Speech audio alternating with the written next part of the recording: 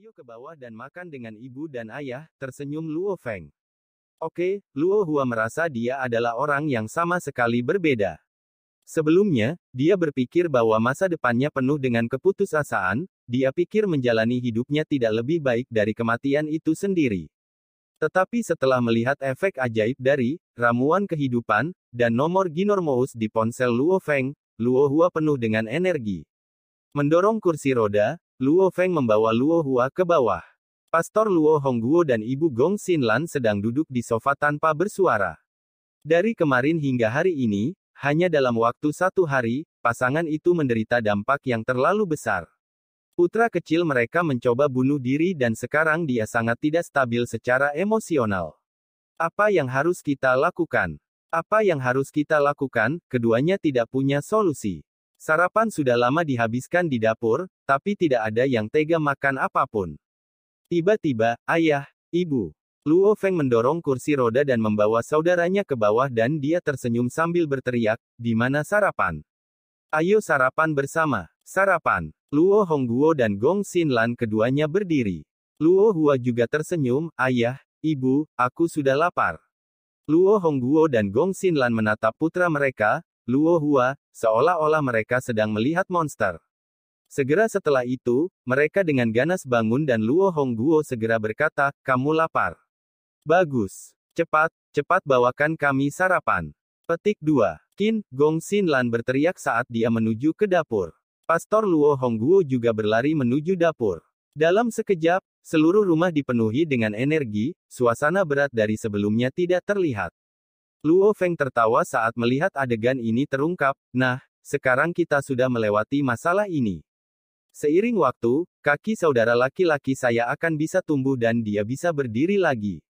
Keluarga kita akan lebih bahagia saat itu terjadi. Kenapa dia repot-repot mengambil resiko untuk mencuri telur naga? Bukankah itu terburu-buru dan menghasilkan cukup uang untuk ramuan kehidupan saudaranya? Mungkin surga membantunya, karena dia mendapatkan perlengkapan perang seorang wargot ketika mencuri telur naga. Berkat itu, dia hampir langsung menerima 30 miliar raksasa. Kota Jiangnan, sektor kota utama. Di ruang tamu di lantai pertama sebuah villa di puncak Gunung Marvelous di sektor air pegunungan Jiangnan, pejuang yang disebut Scorpion, di lingkaran petarung, Venina Paulinus, saat ini sedang duduk di sofa dengan wajah dingin. Dan di sampingnya, adalah Hering, Li Wei yang duduk di sana tanpa ekspresi, seolah-olah dia adalah pedang. "Hasil apa yang kita punya," kata Li Wei dingin. Di ruang tamu, kepala pelayan paruh baya yang mengenakan setelan hitam berkata dengan hormat, "Tuan, Nyonya.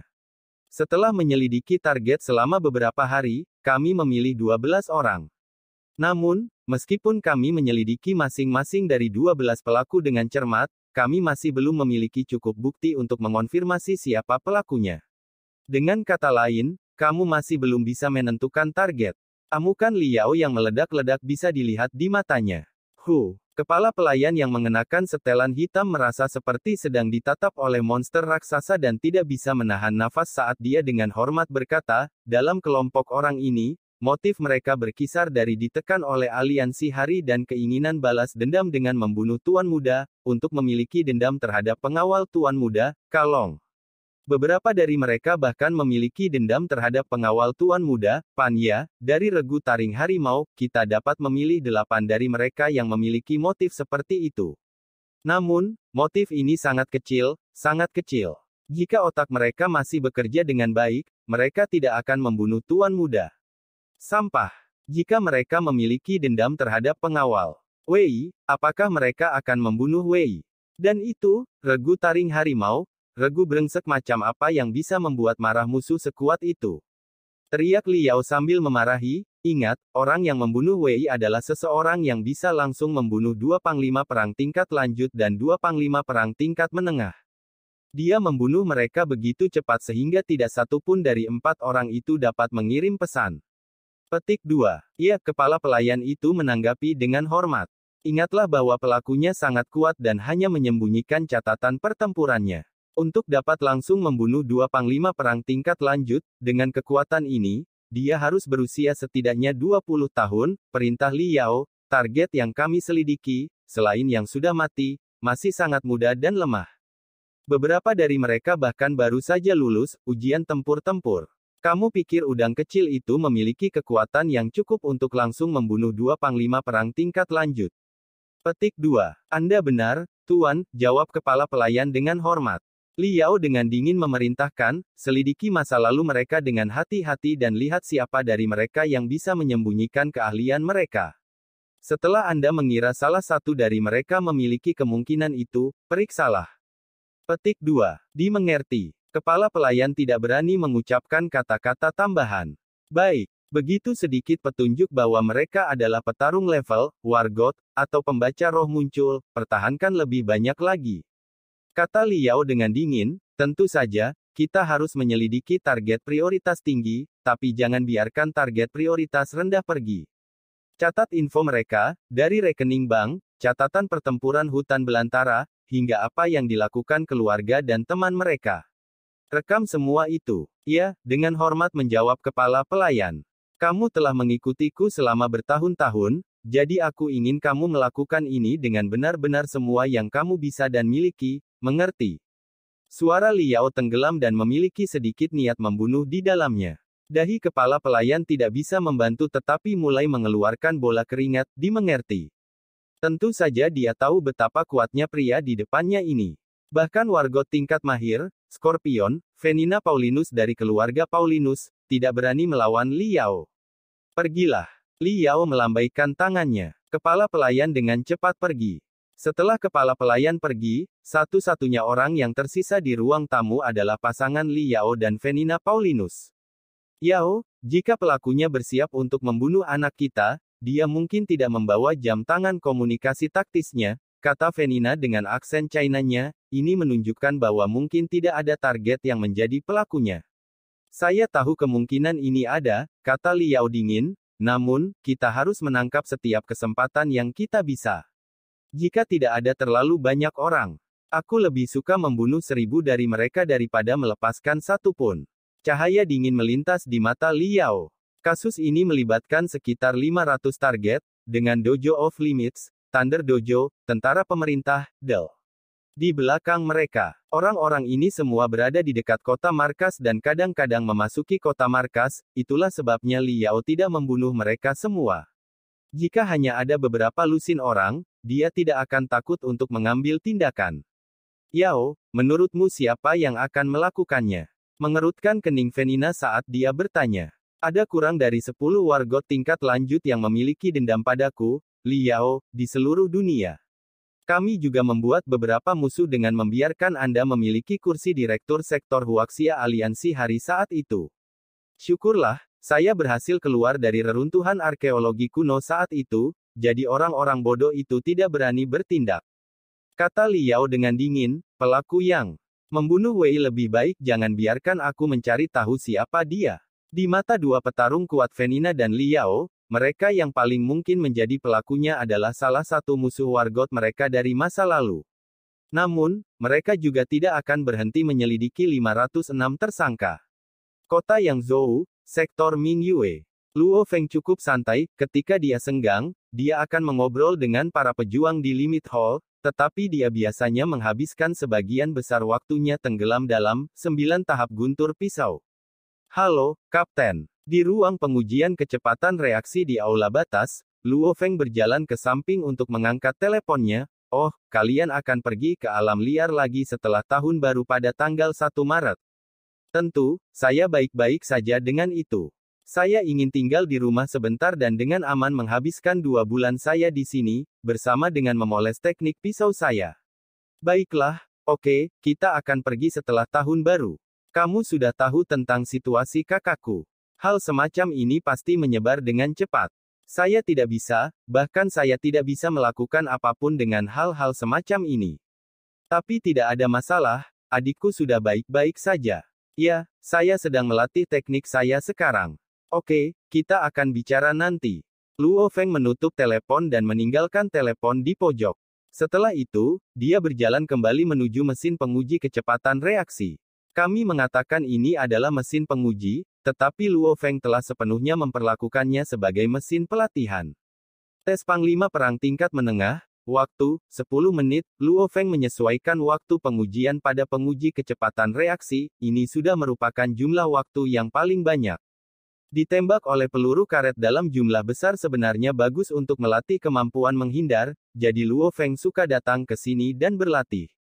Dengan tubuh bersimbah keringat, Luo Feng memasukkan ponselnya dan beberapa benda acak lainnya ke dalam sakunya.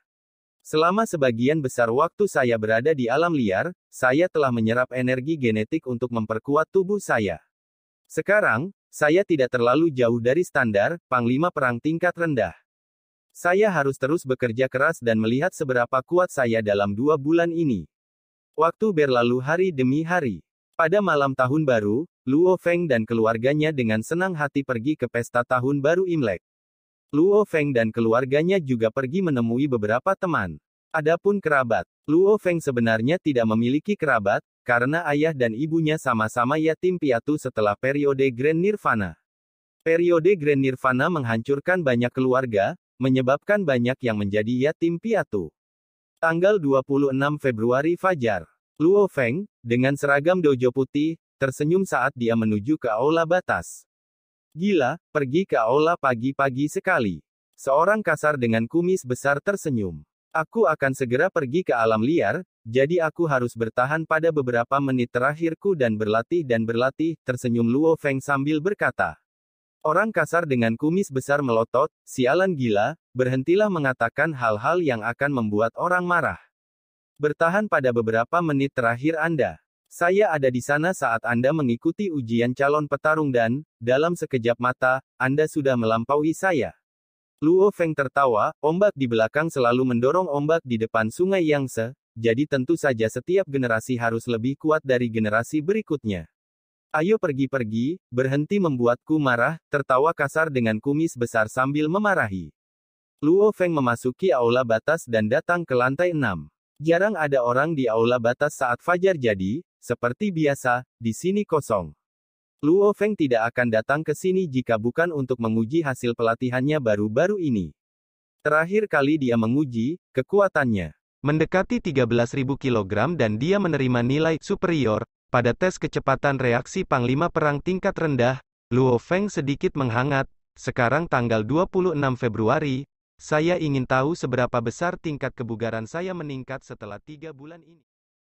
Lantai 6 dari aula batas, di aula pelatihan yang kosong. Luo Feng menyalakan mesin uji kekuatan tinju dan tampilannya menjadi lebih terang.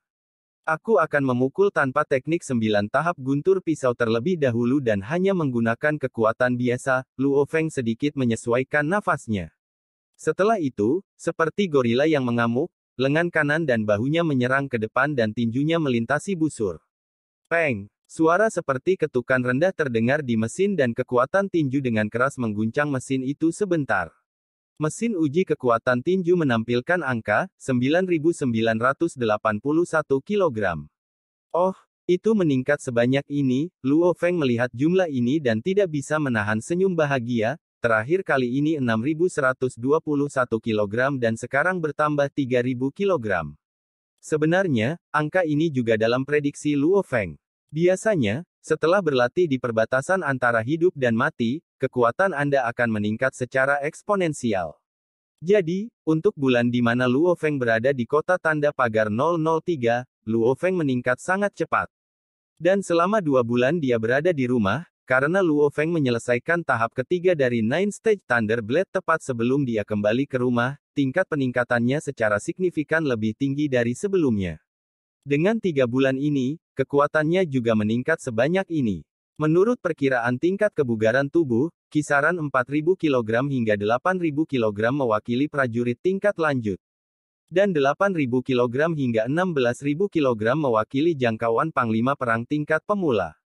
Dengan kata lain, tingkat kebugaran tubuh saya sebanding dengan panglima perang tingkat pemula biasa. Luo Feng tersenyum saat dia mengatur kembali postur tubuhnya. Kali ini, Luo Feng sedang bersiap untuk menggunakan teknik 9 Stage Thunder Blade.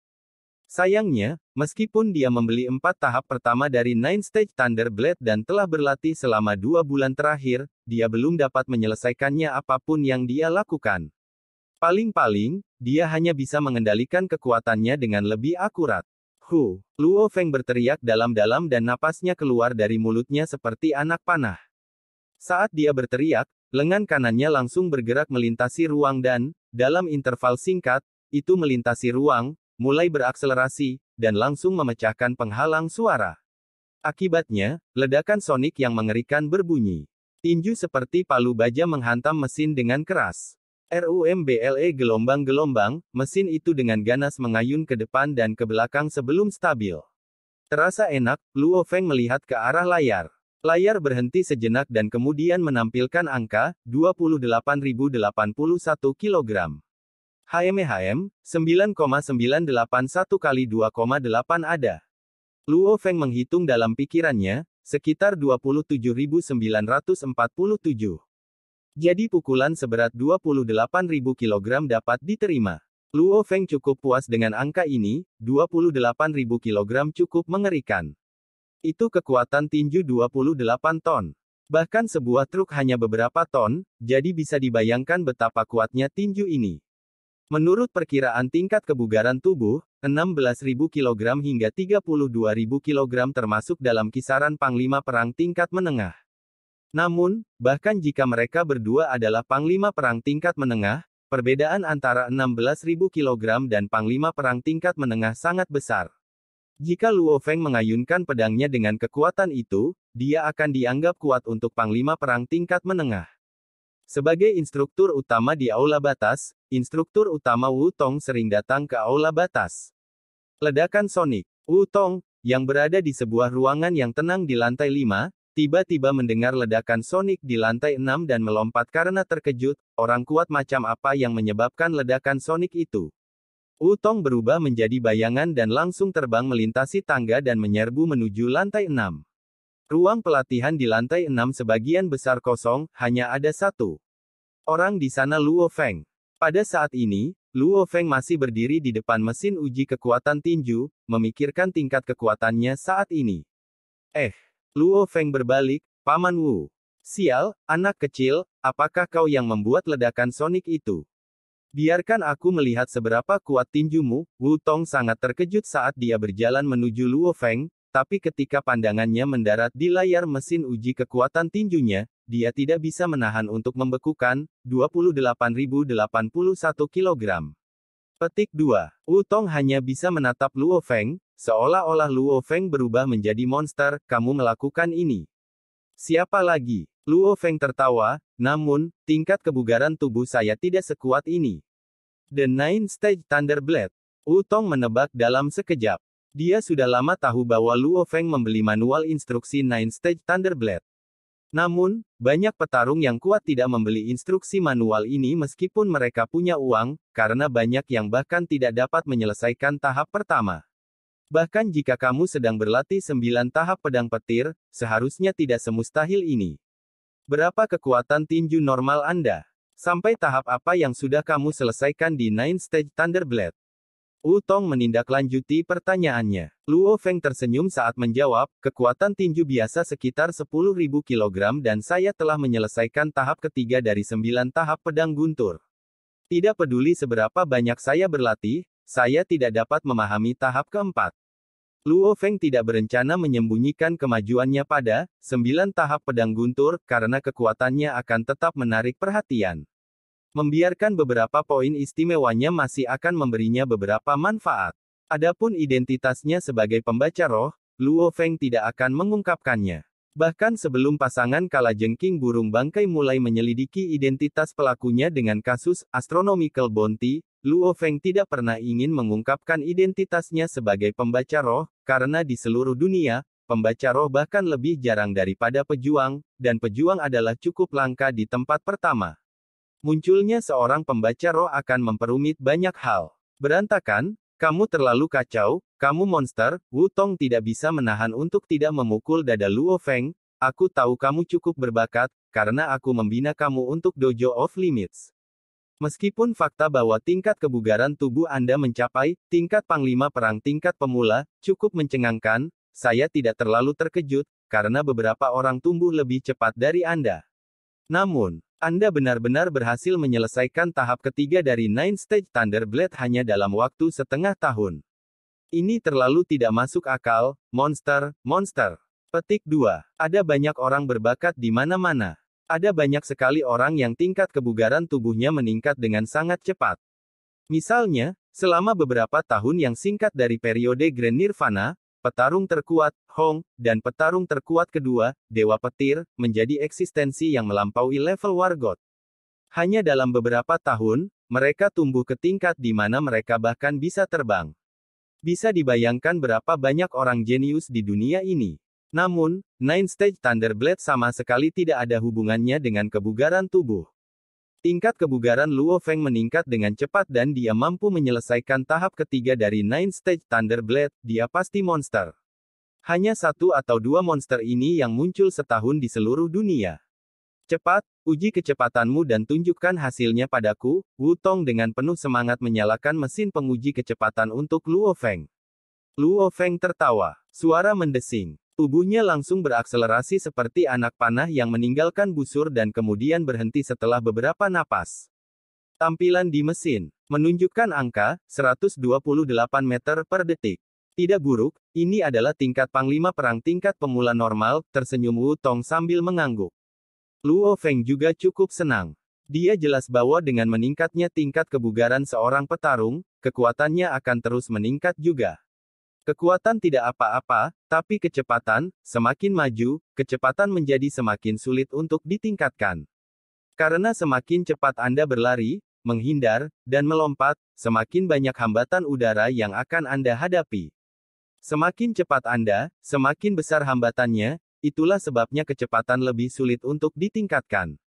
Kecepatan 128 meter per detik, kekuatan sekitar 10.000 kg, dengan Nine Stage Thunderblade, sekitar 28.000 kg.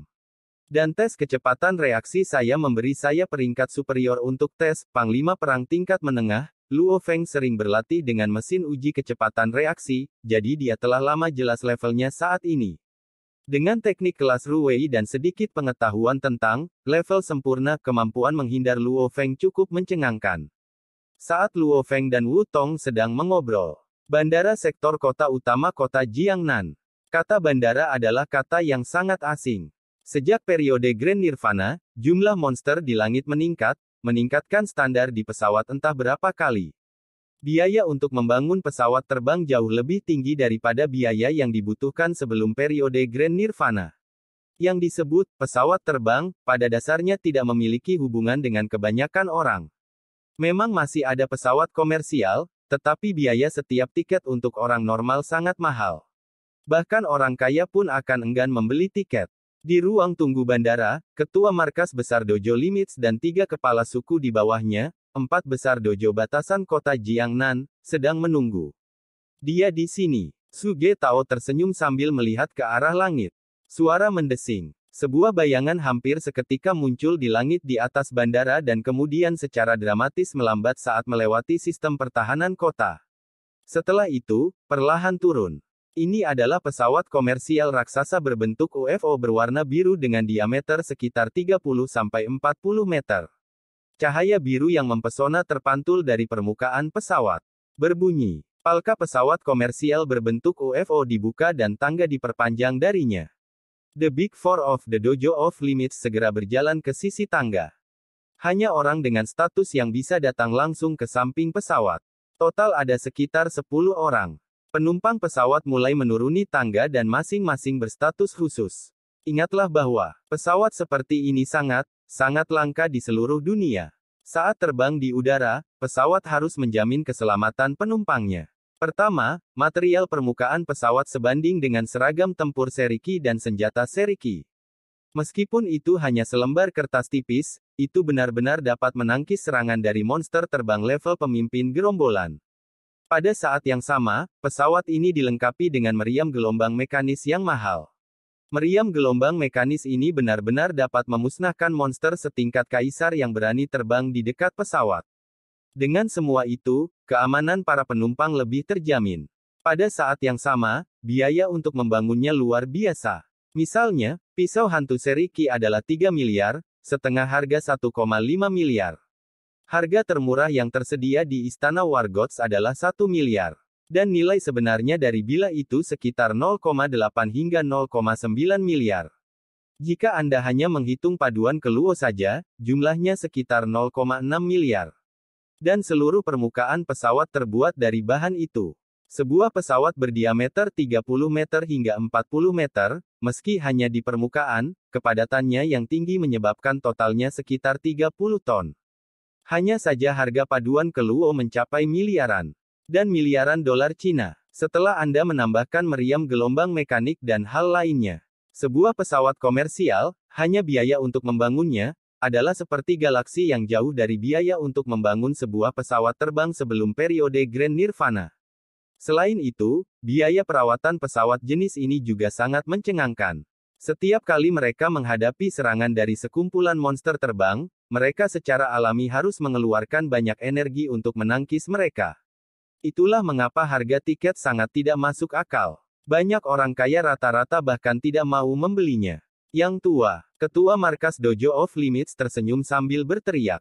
Seorang pria parubaya yang mengenakan jubah abu-abu tersenyum saat dia berjalan, tangan baja, haha, lama tidak bertemu. Yang tua, kamu datang ke sini untuk memeriksa kekuatan Luo Feng kan? Nah, kesampingkan hal-hal kecil, ayo kita pergi, kita bersaudara akan berbincang-bincang menyenangkan, kata ketua markas Dojo of Limits sambil tersenyum. Tanda hubung, catatan TL, beberapa info tambahan tentang Zhu Getao. Saya telah salah menyebut Zhu Getao sebagai instruktur utama di bab Lugang, Wargot yang meninggal Vol. 4 bab 7, yang telah saya perbaiki. Saya lupa apa yang saya panggil jadi saya hanya mengatakan kepala instruktur, tidak menyadari saya sudah menggunakan gelar itu untuk Wutong. Juga, saudara laki-laki Zhu Getao sangat kuat, oleh karena itu meningkatkan status Zhu Getao lebih banyak lagi, juga di Vol. 4 bab 7. Sunting 2, maaf, lain kesalahan. Zhu Getao juga seorang kepala, tetapi seorang kepala di atas instruktur kepala. Ketua sebenarnya adalah orang lain, jadi Zhu Getao bukanlah 4 besar. Saya hanya akan memanggil Zhu Getao, kepala, dan Wutong, kepala instruktur, karena 4 besar terdiri dari 3 kepala dan 1 ketua.